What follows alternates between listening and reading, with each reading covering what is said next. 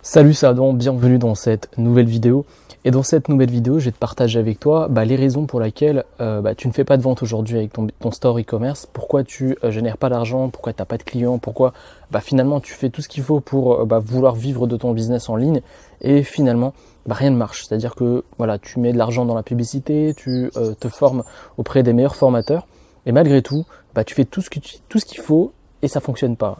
Je te partage cette vidéo, ou je fais cette vidéo parce que j'étais dans la même situation, c'est-à-dire que bien avant tout ce qui était e-commerce, moi je me suis lancé dans un blog et j'ai fait à peu près tout ce qu'il fallait pour vivre de mon activité en ligne et j'avais pas de résultat. Et en fait, quand tu lances une activité, tu essayes de faire au mieux, tu débutes, t'as pas forcément beaucoup d'expérience, mais tu fais au mieux et malgré tout, tu vois des mecs qui sont à peu près qui ont pas l'air, qui ont pas plus de choses, pas plus de compétences que toi et qui réussissent, qui ont des résultats. Et je sais que ça peut être très frustrant.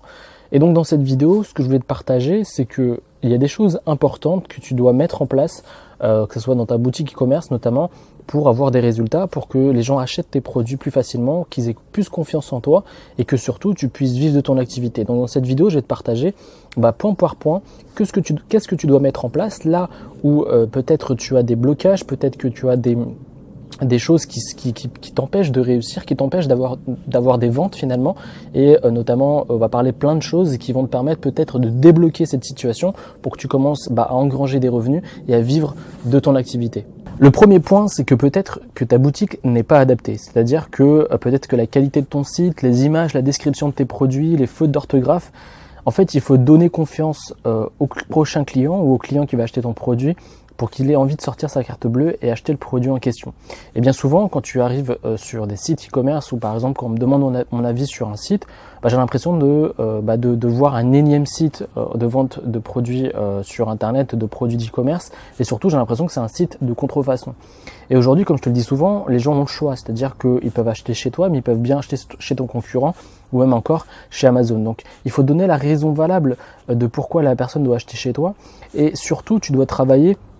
Ce que je te disais là dans ce premier point, c'est travailler ton site, ton ergonomie, tes images, tes descriptions de produits, faire quelque chose de qualitatif et que la personne, quand elle tombe sur ton site, elle se dise mais ça m'intéresse, ça me donne envie d'acheter le produit. En fait, tu fais du marketing et le but c'est que tu donnes envie aux gens de sortir leur carte bleue, de te faire confiance et que toi tu puisses vivre de ton activité. Et ça passe par là, c'est-à-dire passer par avoir une boutique adaptée aux conditions et aux normes de 2018, c'est-à-dire qu'il y a pas mal de sites par exemple qui sont pas adaptés au mobile. Et donc forcément quand tu sais que entre 60 à 70 voire 80% de gens qui sont sur internet sont sur leur mobile, tu dois perdre pas mal de ventes. Donc c'est important que tu fasses ça et il faut générer de l'intérêt pour tes produits, c'est-à-dire que quand j'achète un produit, j'ai envie, par exemple, si j'achète cet ordinateur, il y a plein de concurrents qui vendent des ordinateurs. Pourquoi j'ai choisi celui-là? Peut-être par rapport à l'histoire du produit, par rapport à comment il est conçu, par rapport à mes intérêts, par rapport au logiciel que je vais utiliser, je serai plus attiré par ça-là. Et également par en fait, il faut que ça donne envie. Si tu regardes par exemple sur Apple, pour pas faire de la pub, quand tu vas sur leur site, clairement, tu as envie d'acheter le produit. Tu t'imagines avec le produit, tu te fais toute une histoire dans ta tête. Et c'est ça que tu dois créer autour de tes produits. Je te demande pas de faire Apple, mais de faire quand même un effort autour de ton site, autour de tes descriptions produits, d'avoir des images vraiment de qualité. Si je vois des images complètement pixelisées données par un fournisseur, et ça franchement ça donne pas envie non plus. Donc vraiment essayer de voir si c'est pas là où ça bloque, et c'est peut-être par là que tu dois générer. En tout cas, prendre du recul, te dire ok, il y a ça qui fonctionne moins bien et peut-être des fautes d'orthographe un peu partout sur le site. Voilà les choses que je pourrais améliorer et comme ça peut-être tu peux commencer déjà à avoir des gens qui te feront un peu plus confiance et achèteront plus facilement tes produits. Le deuxième point, c'est le processus de paiement trop compliqué. C'est normal, tu débutes, tu lances ton site e-commerce et tu souhaites faire des ventes. Et parfois, tu as des templates sur Shopify qui te proposent je parle de Shopify, mais je pense que la plupart des gens créent leur boutique e-commerce sur Shopify. Et le truc, c'est qu'ils ont des pages de paiement qui sont très très compliquées, qu'il y a plein d'étapes.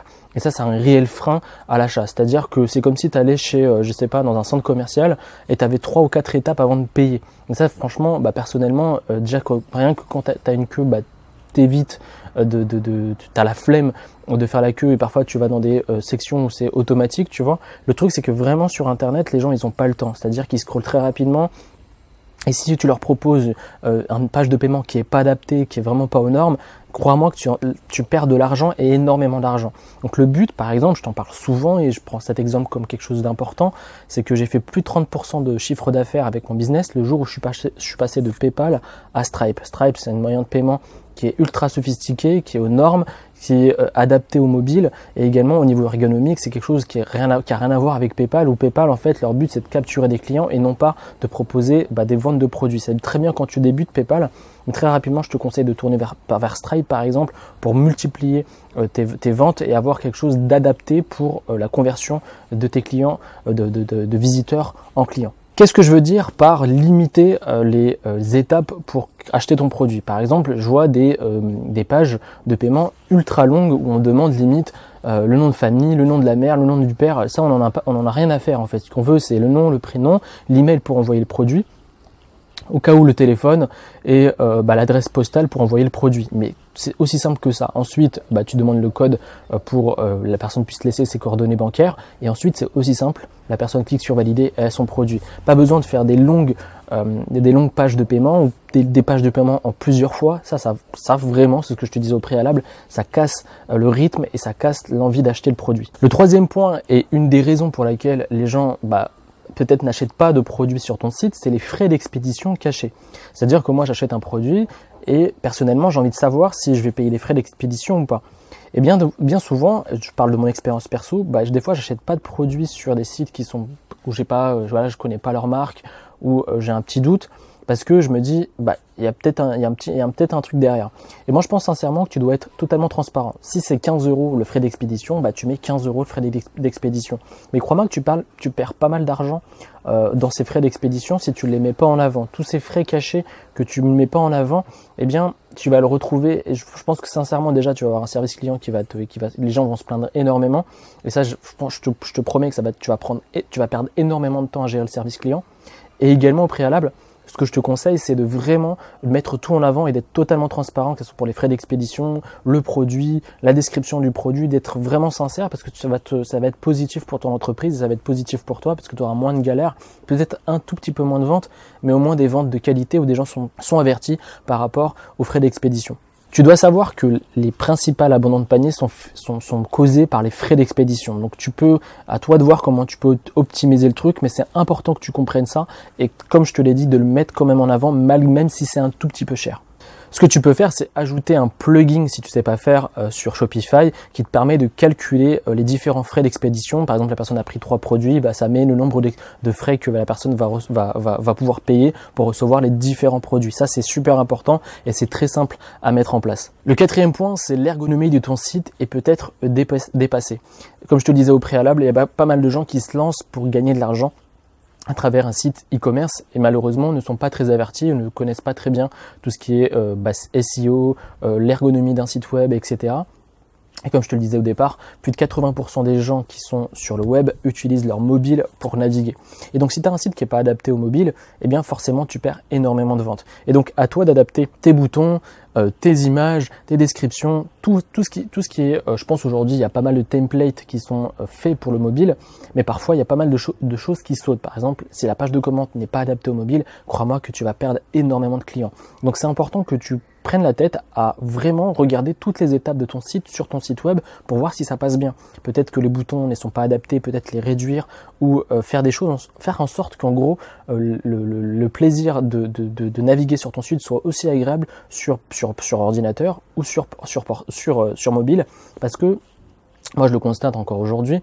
Par exemple, j'avais des pages de vente et je me suis rendu compte qu'il y avait un bouton, c'est pour ça que je te parle de bouton, qui n'était pas adapté, et le moment où j'ai réduit juste un petit peu les pixels du bouton, j'ai commencé à avoir des résultats, avoir un tout petit peu plus de résultats. Je dis pas que tu auras des résultats extraordinaires, mais tous ces résultats mis bout à bout peuvent augmenter des conversions et forcément augmenter ton nombre de clients. Le 5e point, c'est pourquoi tu ne fais pas de résultats avec ton business e-commerce, c'est que tu n'as peu ou pas de promotion autour de ta boutique. C'est-à-dire que si tu sans trafic ciblé, sans avoir une stratégie marketing pour générer du trafic sur ton site web, forcément tu n'auras pas de clients et des gens qui vont acheter des produits.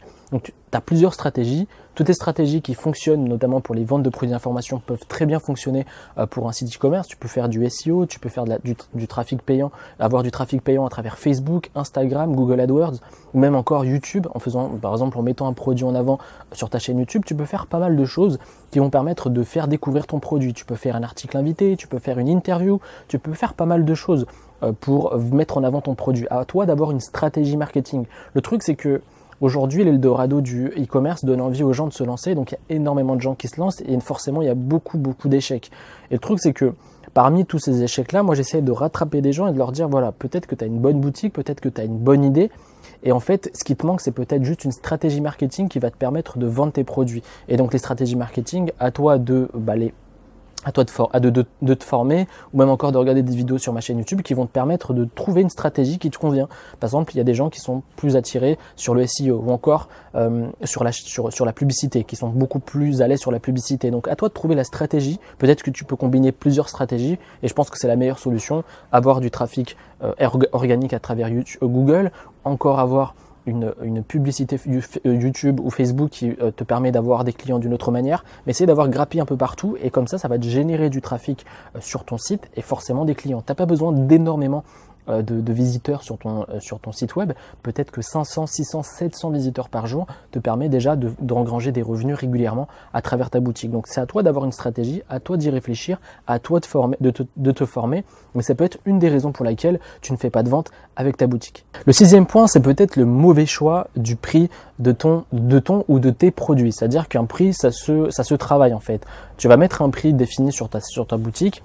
Et très rapidement, moi ce que je te conseille de mettre en place, c'est de le faire évoluer. C'est-à-dire que faut pas que ça reste figé. Peut-être qu'en le vendant plus cher, tu feras plus de ventes. Et peut-être qu'en le faisant un peu moins cher, tu feras peu ou pas de ventes. Donc à toi de trouver le bon équilibre. Et comme je te l'avais partagé dans une vidéo, ce que je te conseille, c'est de jouer sur l'élasticité du prix. C'est-à-dire qu'en gros, tu le mets peut-être à 27 € et très rapidement, tu augmentes le prix jusqu'à ce que tu trouves le moment où l'élastique casse, c'est-à-dire le moment où les gens n'achètent plus ou pas du tout. Et en fait, au moment où les gens ont un tout petit peu acheté, tu reviens un petit peu sur le prix que tu as trouvé. Par exemple, on va trouver un produit entre 27 et 97 €, je dis n'importe quoi. Et donc, entre 27 et 97, tu fais monter à 37, 47, 57, 97. Et au moment où tu vois que 97 € c'est un peu trop cher, tu reviens dessus ou tu le mets à 87 ou 67 €. Mais vraiment, le prix, ça se travaille au quotidien. Et c'est pas grave s'il y a des gens qui se plaignent, qui te disent voilà, moi j'ai acheté ce produit-là, maintenant vous l'avez augmenté, ou encore vous l'avez baissé et moi je l'ai acheté plus cher que prévu. Donc c'est important que tu le testes et je pense que pas mal de gens perdent de l'argent dans ce processus, c'est-à-dire que personne voit un produit et se dit bon, il est un peu pas cher, c'est-à-dire qu'il est cheap, et quand elle arrive peut-être sur un autre produit, elle se dit mais attends, il est un peu trop cher par rapport à la concurrence, il est trop cher. Donc à toi de trouver le bon juste prix et ça se travaille et c'est peut-être une des raisons pour laquelle tu ne fais pas de vente avec ton site e-commerce. Le 7e point et le dernier point, c'est de cibler les bonnes personnes.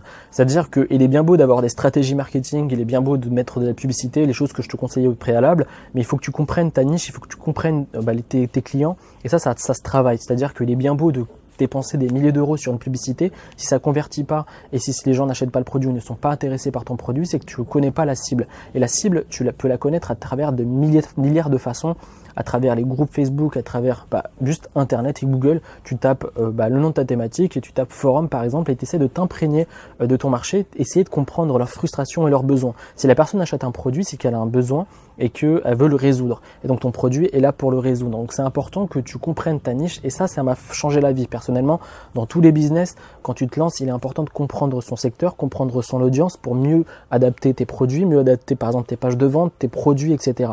Donc ce que je te conseille de faire, c'est de voir tous les points que je t'ai partagés aujourd'hui et de voir comment tu peux améliorer ton site web, améliorer ton site e-commerce pour convertir plus. Toutes ces choses-là que je te partage aujourd'hui, ça peut être simplet, c'est-à-dire que c'est juste des phrases pour toi, mais concrètement, ça peut être du travail à mettre en application et qui te permet de vraiment générer des clients, générer des ventes et gagner de l'argent avec ton activité. Le but, c'est que tu sois indépendant financièrement avec un business en ligne et ça demande du travail. Et ce travail, si tu te mets au travail, si tu mets en application tous les conseils que je te partage, surtout en les mettant en place, tu peux vraiment changer ton business et avoir de gros résultats. J'espère que tu as appris des choses, j'espère que tu as apprécié cette vidéo. Et dans la section commentaires, n'hésite surtout pas si tu as des questions ou Si tu pèses sur un truc, sur ta boutique, n'hésite surtout pas, je peux te répondre, il n'y a aucun souci. Et juste avant de finir cette vidéo, ce que je te propose, c'est de t'accompagner à créer ton business en ligne. Si tu souhaites développer une activité sur Internet et vivre de ton activité sur Internet, ce que je te propose, c'est une heure de formation totalement offerte où je t'explique étape par étape comment vivre de ton business en ligne. Pour cela, tu as juste à cliquer là ou dans la description. Et on se retrouve très prochainement à une prochaine vidéo. C'était Adam. Salut!